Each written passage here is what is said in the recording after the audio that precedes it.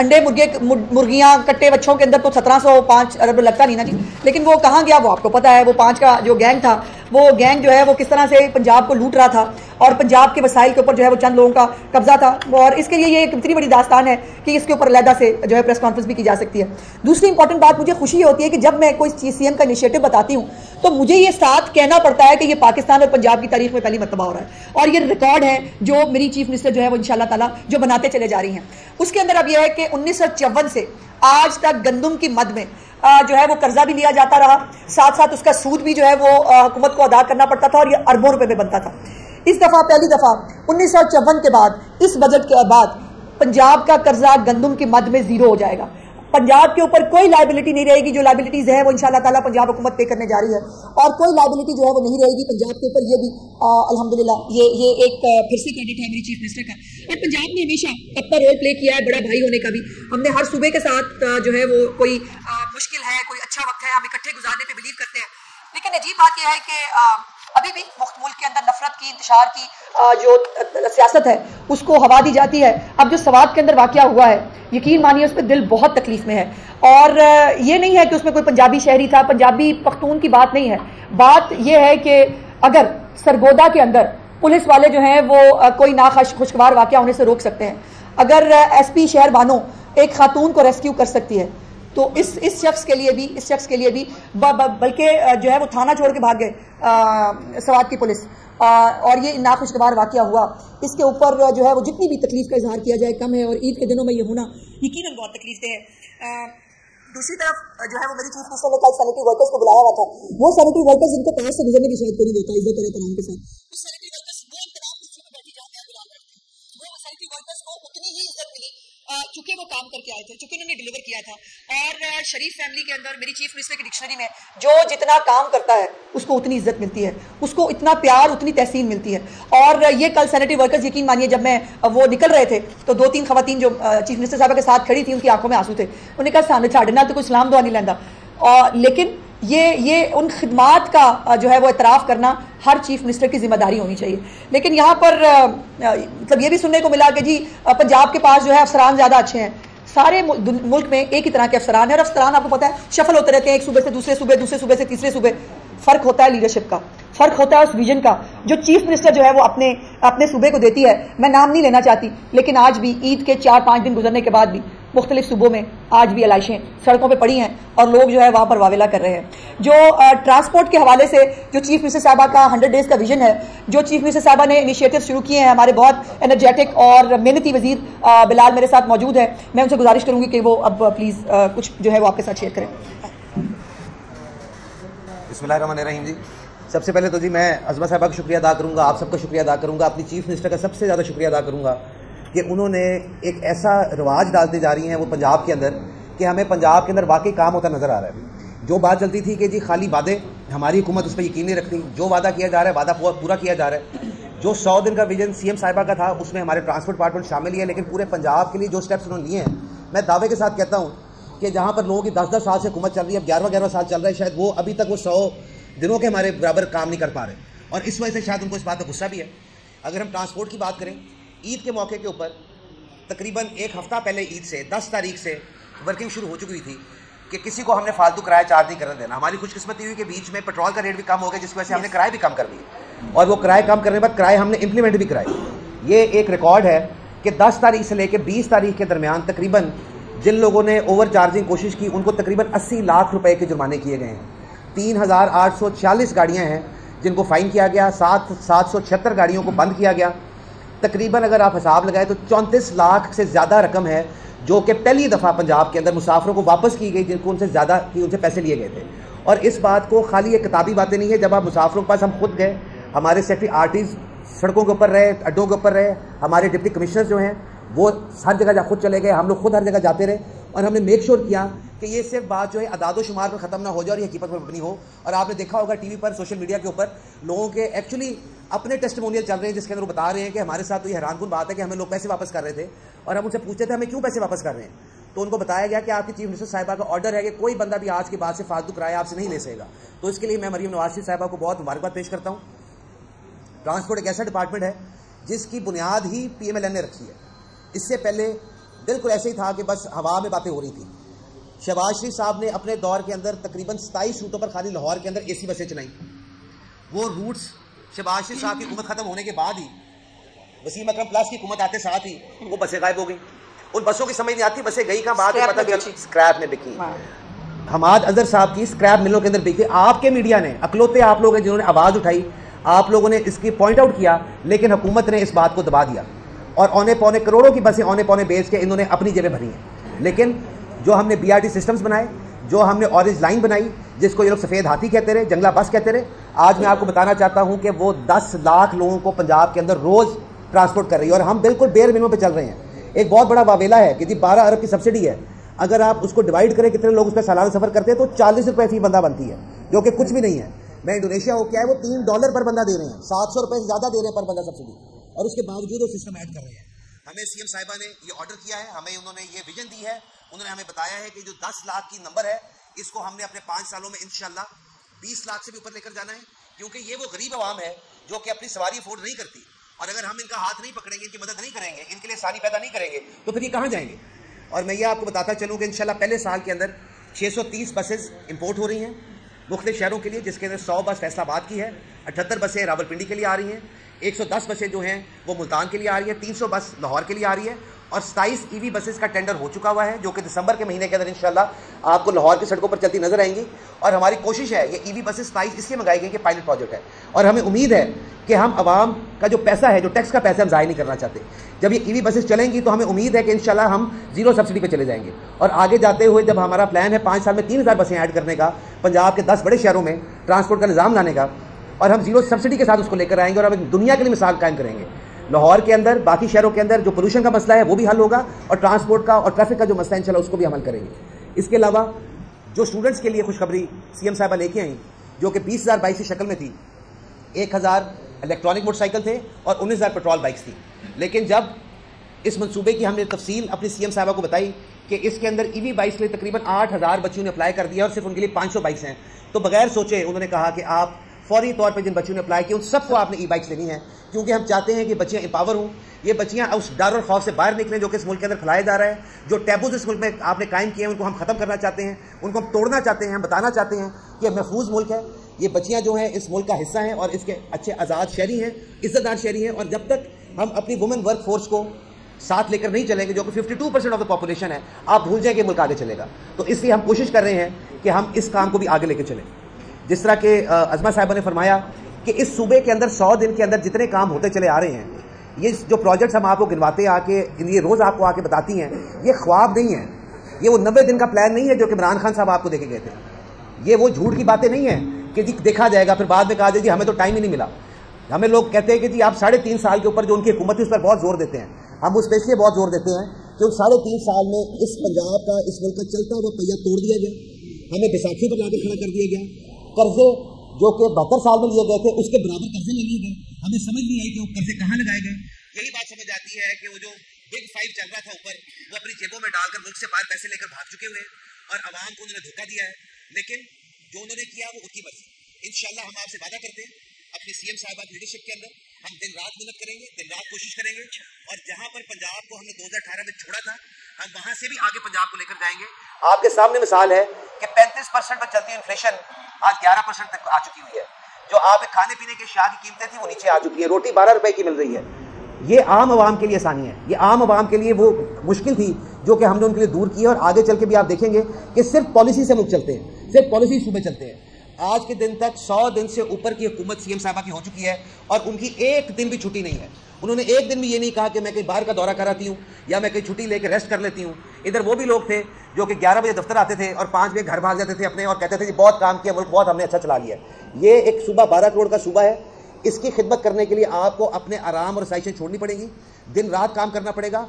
इन्होंने जिस तरह फरमाया कि वो सेंट्री वर्कर, वो RT सेक्रेटरीज, वो DCs, वो सारा स्टाफ जो कि ईद पर अपने बच्चों को छोड़कर और CM साहिबा की ज़ेर सदारत उनकी नुमाइंदगी के अंदर उनके कहने के ऊपर अपने बच्चों को छोड़कर लोगों के लिए आसानी पैदा करने निकले थे। उसकी सिर्फ वजह यह थी कि उनकी जो लीडर थी वो खुद भी जाग रही थी और वो खुद सारी चीज़ों को मॉनिटर कर रही थी और वो देख रही थी कि मैंने पंजाब कहाँ लेकर जाना है। Thank you.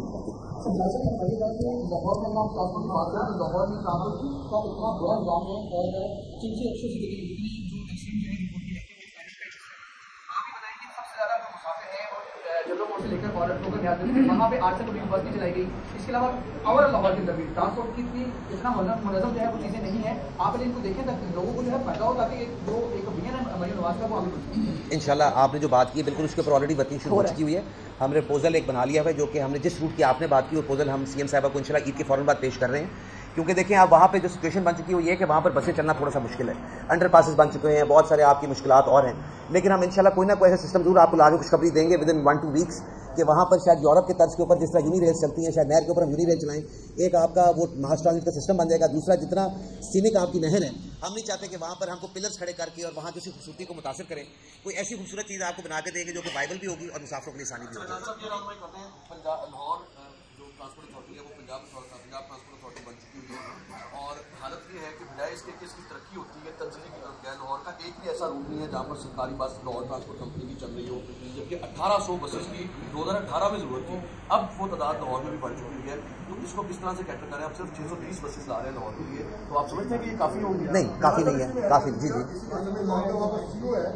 ट्रांसपोर्ट कंपनी का उसको आपने हटा दिया और उसके बाद वो ध्यान वो वापस डिपार्टमेंट के अंदर उसका इंश्योरेंस वो बैठा रखा गया कि आपने आती बोर्ड जो है बना तस्वीर दिया था, लेकिन उस बोर्ड की इम्प्लीमेंटेशन आज तक नहीं हो सकी। ये बोर्ड की इम्प्लीमेंटेशन हो जाती है। जो सीईओ साहब थे वो उनकी अपॉइंटमेंट दोबारा नहीं हुई, उनकी हमने इंटरफेरेंस खत्म कर दी है। उन्होंने काफ़ी अच्छा काम किया था, लेकिन अब हम उनके साथ चूंकि एक प्रोसेस है उनका तबादला हो गया, तो हम एक नए ऑफिसर इंशाल्लाह बेहतर ऑफिसर लेके आएंगे। जो आपने बात की लाहौर के अंदर पीटीसी की, देखिए लाहौर के अंदर, मुल्तान के अंदर, रावलपिंडी के अंदर थोड़ा सा ना एक मिक्सचर हो जाता है, क्योंकि वहाँ पर पीएमए भी चल रही है और उनके ज़्यादातर रूट्स हमने पीएमए के अंडर दे दिए हैं। पीटीसी को हमने जो फाल किया, जो हमने लाहौर ट्रांसपोर्ट कंपनी से हटा के पीटीसी किया, वो हमने इसलिए किया कि जितने बाकी बड़े शहर हैं जहाँ पर मास ट्रांजिट सिस्टम नहीं चल रहे, वहाँ पर भी ये बसें चल रही हैं, तो उनके लिए पीटीसी उनको टेक ओवर करेगा। और इंशाल्लाह लाहौर के अंदर जो ईवी बसेज हैं वो एज अ ट्रायल खाली 2 रूट्स के ऊपर पहले पीटीसी चला रहा है, लेकिन ज़्यादातर जो डोमेन यहाँ पर है वो पीएमए का होगा। 1800 बसों की ज़रूरत है। अभी हमें पिछले साल से दुगने पैसे मिले हैं जो पिछले सालों मिलते रहे। 46 बिलियन हमें मिल चुके हैं, जिसके ज़रिए हम 630 बसेस मंगा रहे हैं। इनके डिपोज भी बन रहे हैं।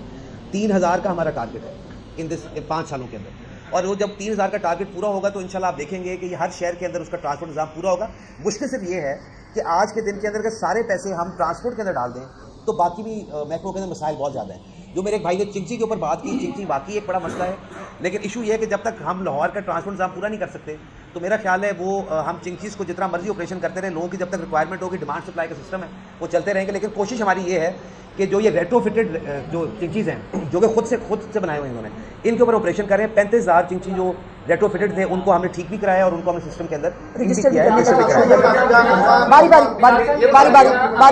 स्क्रैप के हवाले से बात की है हमारे नजर के तहत में, ये आपकी स्वीपिंग स्टेटमेंट है या कोई डाटा आपके पास मौजूद है? क्योंकि एक एलिगेशन है और बाद में डेफामेशन ना भी आ गया है आपकी हुकूमत में, तो कल तो प्रूव करना पड़ सकता है, तो डॉक्यूमेंट्री प्रूफ आप जब ये बात यही बात है अभी आपने हमारे लिए कस्टम किया। मैं एक दूसरी बात करूँगा नंबर 22 जो जगहों को लेकर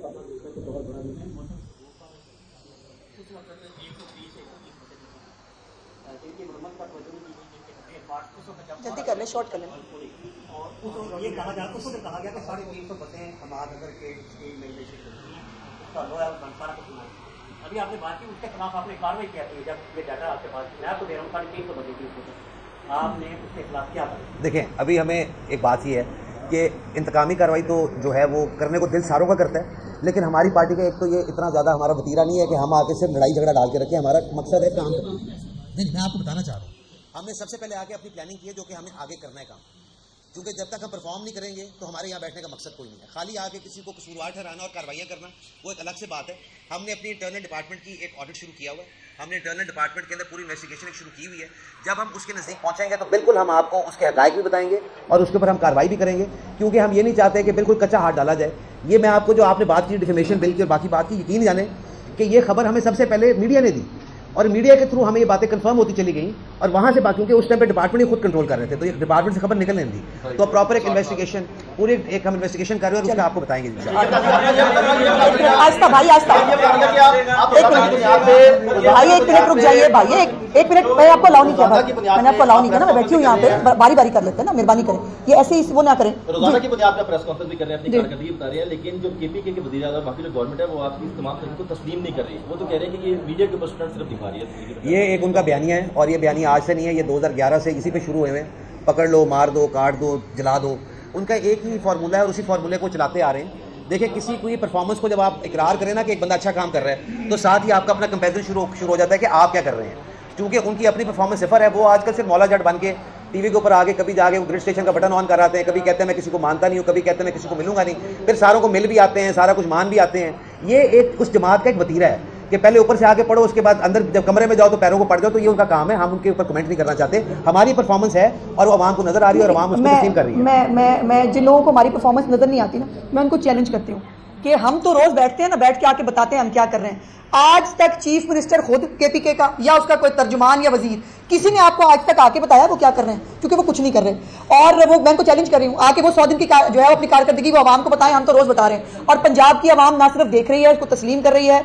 बाकायदा वो जो अभी जो पिछला एक हुआ है सर्वे, उसके अंदर पंजाब की आवाम ने 55% लोग जो है वो मरीम नवाज की कारकर्दगी से मुतासर हैं और वो महंगाई में कमी को, आटे में कमी को जो है वो उसको तस्लीम भी कर रहे हैं, उसको सबसे बड़ा टर्निंग पॉइंट कह रहे हैं। और ये जो है ये ईद से पहले का सर्वे था। अब ईद के बाद जो सर्वे आएंगे उसमें इंशाल्लाह ताला इस कारकर्दगी को आप एक बहुत ऊपर देखेंगे। साहिवाल में जाके कोई डॉक्टर को गिरफ्तार करवाया, जिसके बाद एक जांच शुरू हो गया। मरीजों को कारी का सामना करना पड़ रहा है, दफा 144 भी नाफिज किया, लेकिन क्या पंजाब हुकूमत को मुज़ाकरात करने जा रही है उनसे? देखिए, पहली तो बात यह है कि मरीम नवाज ने किसी को गिरफ्तार नहीं करवाया। वहां पर उनको इंक्वायरी के अंदर जो है उन्होंने 2.5-3 घंटे खुद इंक्वायरी की वहां बैठ के, और इंक्वायरी के अंदर जो चीजें सामने आई उस पर उन्होंने कहा कि इनको जो है वो आप साथ ले जाएं और जाकर इनसे जो एक महकमाना अब कार्रवाई जो तरीकाकार होता है उसको फॉलो किया जाए। मगर वो कैसे मैनेज हुआ, हमारे पास सब कुछ मौजूद है। एक बात तो मैं आपको बड़ी कैटेगरी की कह रही हूं, पंजाब हुकूमत को ब्लैकमेल करना, पंजाब हुकूमत को धमकी देना और ये लाइसेंस टू किल लेना कि नर्सें जो है अगर वो डाइल्यूट किए बगैर इंजेक्शन 3 बच्चों को लगा के 3 बच्चे मर जाए तो कोई बात नहीं, उसको भूल जाए। और अगर आपको ये लगता है कि साहिवाल हॉस्पिटल में 1000 से ज्यादा एम्प्लॉइज के बावजूद उन बच्चों को पहले तो वो लीकेजेज होती रहती, लीकेज को नहीं देखा, उसके बाद जब वहां पर जो है वो गैस भरी, सिवाय सिक्योरिटी गार्ड्स के और माँ बाप के किसी को तौफीक नहीं हुई कि उन बच्चों को रेस्क्यू कर लें, तो जवाब तो देना पड़ेगा। ये नहीं हो सकता।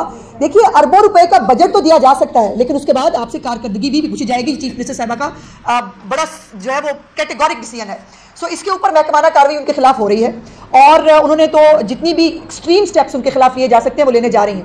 लेकिन अगर एक तो मैं ये कहूं कि बता दूं कि जो जस्टिस जवाद साहब का एक फैसला भी मौजूद है जिसके अंदर उन्होंने बड़ा कैटेगोरिकली कहा है कि कोई भी डॉक्टर जो ना हड़ताल कर सकते हैं ना वो कोई तंजीम बनाकर सियासत कर सकते हैं। सो इस फैसले को इंप्लीमेंट होना चाहिए, नंबर 1। और नंबर 2 ये है कि हमसे बिल्कुल जो उनके जायज मुतालबात है वो हमसे मांगे, हम देने को तैयार है। धमकी देकर और लाइसेंस टू किल जो है वो अगर मांगे तो वो चीफ मिनिस्टर मरीम नवाज कभी नहीं देंगे। बारी बारी सर्वे का हवाला दिया, 55% मकबूल मरीम नवाज है, तारीख की मकबूल तरीन हुकूमत है। एक सियासी जमात एहतजाज की कॉल देती है, पूरे पंजाब में दफा 44 तक जाती है, दर्जनों मुकदमात, इतनी मकबूल हुकूमत एक एहतजाज की कॉल से डर जाती है? नहीं, हम एहतजाज से नहीं, हम दहशतगर्दों से डरते हैं जी। वो दहशतगर्द जिस भी रूप में हो ना, हम उनसे डरते हैं। अब देखिए ना, दहशतगर्दों के हवाले अपना पंजाब नहीं कर सकते। अब वो दहशतगर्द किसी फिरके को जो है वो टारगेट करना चाहते हैं, दहशतगर्द जो है वो किसी जो है वो इदारे को टारगेट करना चाहते हैं, दहशतगर्द जो है वो सड़कों पे दहशतगर्दी करना चाहते हैं, उसकी इजाजत कोई भी हुकूमत नहीं दे सकती।